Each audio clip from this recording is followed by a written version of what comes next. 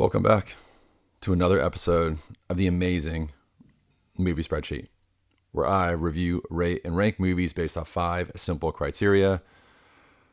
I seem to not be able to get out of that horror genre because for this review, I've chosen to watch Hold Your Breath. It's on Hulu. It's starring Sarah Paulson, who is a wonderful horror actress and just actress in general.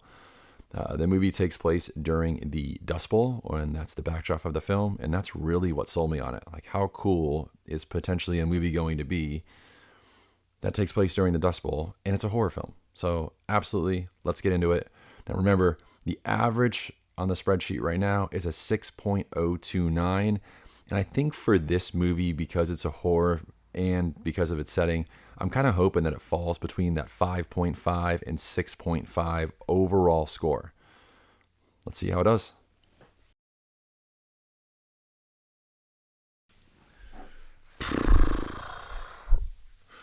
Okay, look, confession time. I feel like I need to do a better job at choosing a wider variety of movies because right now I'm kind of selecting, maybe like those B-rated horror movies that are appearing straight to our streaming services. And because I'm selecting those movies, and I love those movies, the upside is just really, really small, and the downside is really, really large. And so for this movie, it's just really slow. And I hate saying that because I feel like I've continued to say that. This movie just takes a long time to get into it. And then eventually, when things start to happen, it does start to progress a little bit. But the first 50 minutes are really slow. The last 40 are great.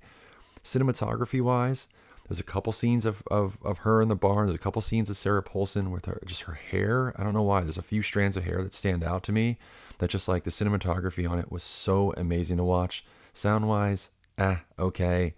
Entertainment wise, pretty boring for the first 50 minutes. The rest gets a lot better.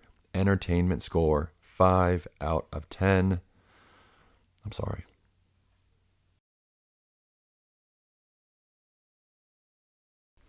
Okay, right, achievement of goal. This is probably going to be the longest section of this review because I need to go off on a tangent for a second. I hate when movies are misgenred, and this movie is labeled as a drama horror. This movie is not a drama horror. This movie must have psychological in the title. And had it had psychological in the title, I think I would have a little more tolerance for how slow this movie was to get to really anything substantial. And it would really change my expectation for what was going to occur in the film itself. So I would say if you're going in this movie thinking it's going to be drama horror, it's not. It's going to be horror light, but it's going to be psychological, and I would even go as far to say as like psychological horror or probably better psychological thriller. So, now that I've said that, let me talk about what this movie does really well.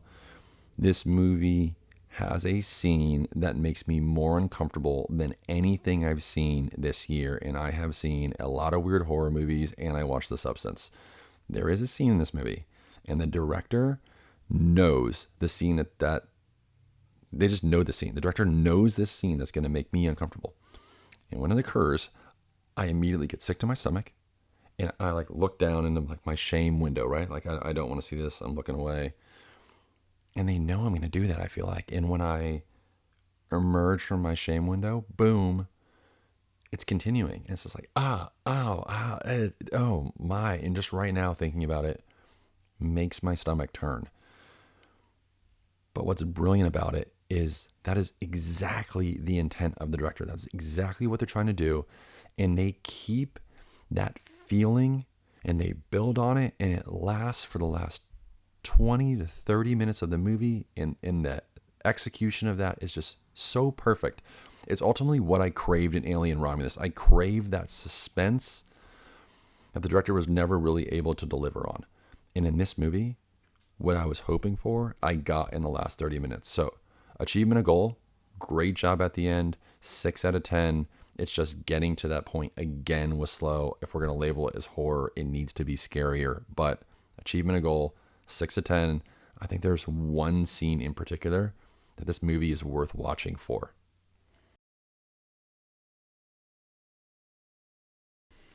Ending. My favorite category. And let me tell you, the scene I just discussed in Achievement and Goal, from that point on, the movie doesn't stop. You're not catching your breath.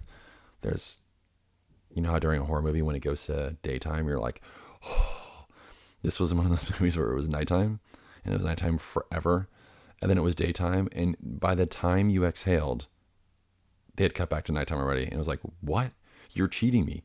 I don't have time to relax. I don't have time to breathe. No, immediately into it. The last half an hour was just directly into it. The problem that I have with this, which is going to be why it doesn't end up getting an 8, 9, or a 10. It's getting a 7 for ending. But the problem that I have with this one is simply that, like, I think there are some loose ends in the story that are never really wrapped up or never really explained, that kind of leaves me uncertain of what actually took place. So ending, 7 out of 10. But again, I would absolutely watch this movie for the last half an hour because it is going to be intense.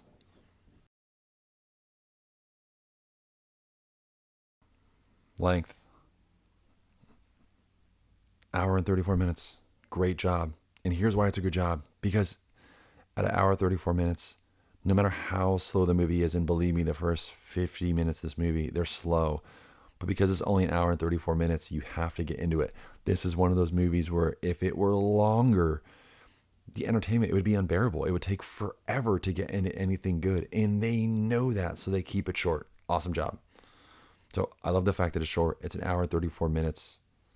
Who can't sit through an hour and 34 minute movie, which is really only an hour and 28 movie once you look at removing the 6 minutes of credits. Now, I will say, I do think 10 minutes at the beginning, it's a lot to set up the Dust Bowl. Like, we get it. It's the Dust Bowl. It's awful. It looks bad. It looks tough. We understand. 10 minutes less of that brings us to really the turning point in the movie sooner. And I think that would ultimately help the entertainment score. But awesome job. Length, 9 out of 10.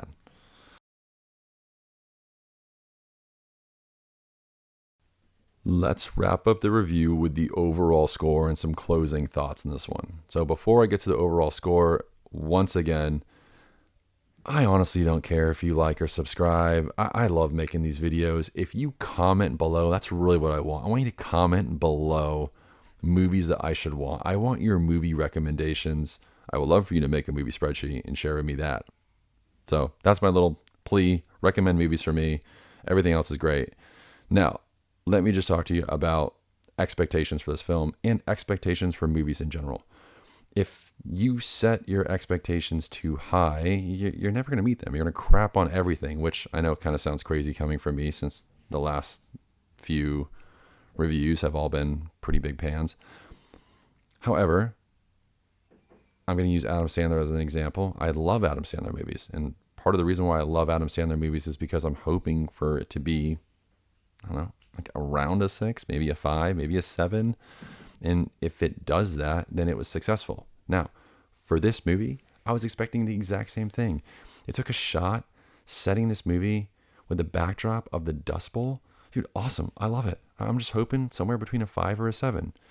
So what do we get when we add everything up? Well, we get a total score of 5.85 out of 10, which is phenomenal, making it number 180 out of 317 on the movie spreadsheet. Now, just some quick closing thoughts on this one.